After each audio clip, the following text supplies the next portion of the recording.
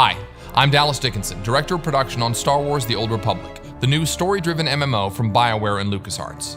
Today I'll be guiding you through the opening minutes of the Eternity Vault, a high-level, multi-party operation involving an ancient prison that's been uncovered on the remote world of Belsavis.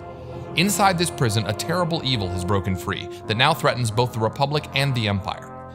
At level 50 in the game, whichever side you're on, you'll be dispatched to deal with this threat. Today, we'll be watching the first part of the experience from the Imperial perspective, beginning with the conversation with General Threnault. My lord, forgive the lack of protocol, but war has broken the chain of command, and my purpose is grave. I am General Threnault, commanding officer of the Imperial Reclamation Service. I understand you're familiar with us. You run archaeological expeditions to uncover Sith and alien artifacts. And deal with the threats they represent. We uncovered a new section of Belsavis prison during a bombing run. It's been sealed for 20,000 years. The Rakata called it the Eternity Vault. It's where they kept the prisoners and technology they could never afford to release. This doesn't sound promising. We've been translating the Rakata inscriptions. Most are indecipherable, but a few refer to a prisoner called the Infernal One. Took an army to stop the Infernal One before. If we don't do anything, well, the war against the Republic may be nothing next to what'll come. The weapons in that vault could give us an advantage over the Republic. That will be up to you. General Threnault has briefed our group on the situation, and our heroes know what they have to do.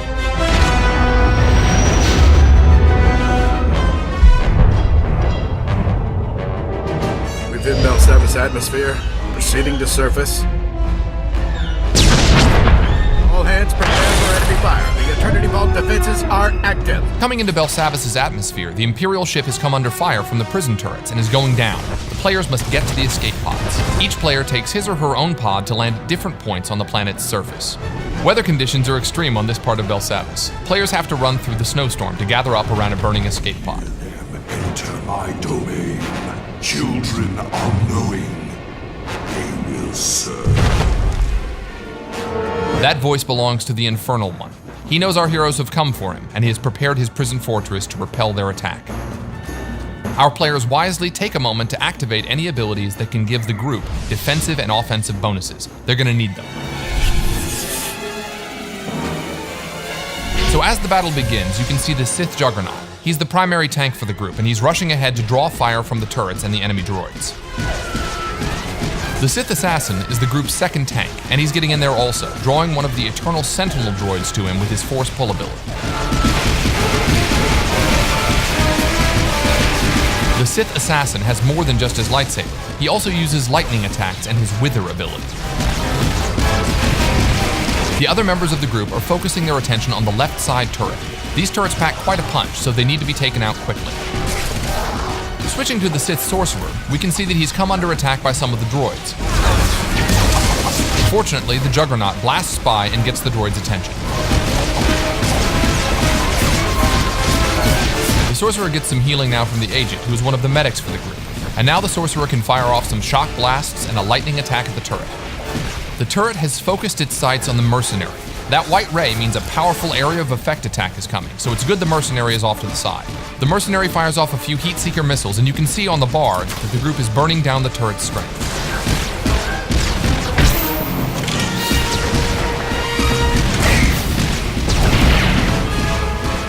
The majority of the group is now focused on taking out the remaining droids, while off in the distance, the Sith Marauder works on weakening that second turret. Here we see the power tech use his retractable blade on one of the droids, but even as one falls, more are coming in. You can see the Sorcerer here unleashing Force Storm, a wide area of effect attack to damage as many droids as possible.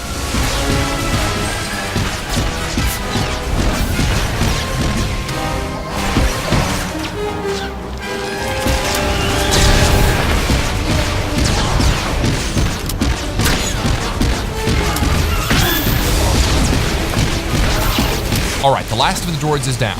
Now they've just got to deal with that second turret.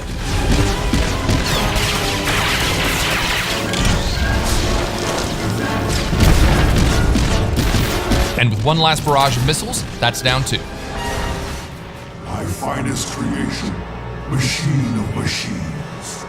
Metal enemies welded together, an allied toward Before they enter the Eternity Vault, the Infernal One has another surprise for the group.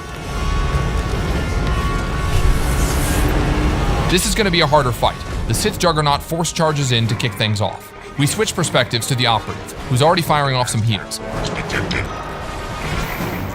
Note that he's got larger icons to show group members' health, front and center. A nice UI option for medics. So far, so good. The Juggernaut and Assassin are keeping the droid's attention while the others lay down damage from range. The Annihilation droid has laid down a sweep there to blast back the group members who were standing too close. Now here's where it gets complicated. When the droid starts firing off those swarms of missiles, that's deadly. Fortunately, the group knows this, and you can see them taking cover behind the destroyed turret. So most of the group is hiding, but the Juggernaut and Assassin are actually able to withstand this kind of firepower, so they're just charging right back in.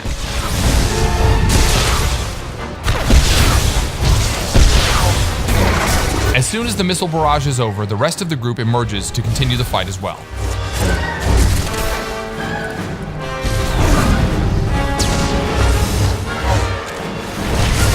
We switch to the Sith Sorcerer, who keeps his distance and keeps a steady flow of lightning streaming out to weaken the droid.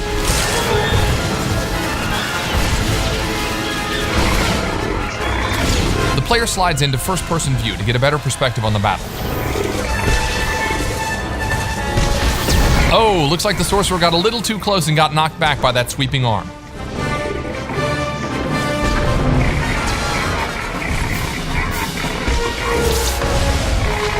Now the droid is beginning another bombardment with his rockets. This time the group doesn't hide, however, and instead collapses in and keeps fighting. It's critical here that the healers use area of effect heals on the entire group.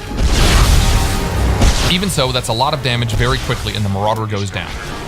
Luckily, the second Sorcerer, skilled in healing, has reanimation, which revives downed group members even in the midst of battle.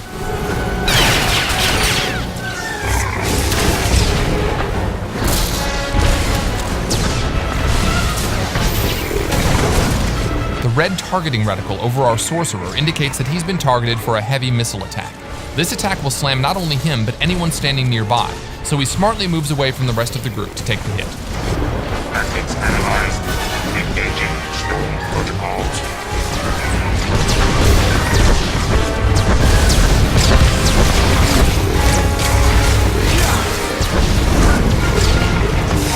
Ouch! Another swing from the Annihilation droid's cannon sends the Juggernaut flying. He won't stay down long though. Running back, he uses Force Charge to leap into the fray.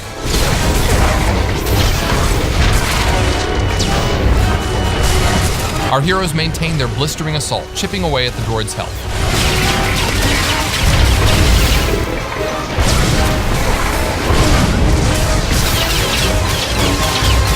Methods analyzed.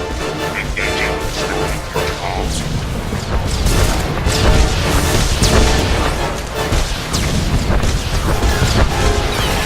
And here the droid is launching another missile barrage, but his health is low, so the group just converges on him. They're gonna go for it. Oh, the droid's attacks are just too much. They're dropping. 1, 2, 3, even 4 of the group members go down. But it's not over. They're so close, and there you go. One final attack from the power tech, and the Annihilation droid has gone down. So that was just a small part of the larger Eternity Vault operation. We hope it's given you a good feel for what playing through the operation will be like for you and your friends. Thanks for watching. We'll leave you now with a sneak peek at what the Infernal One has in store for players inside the Eternity Vault.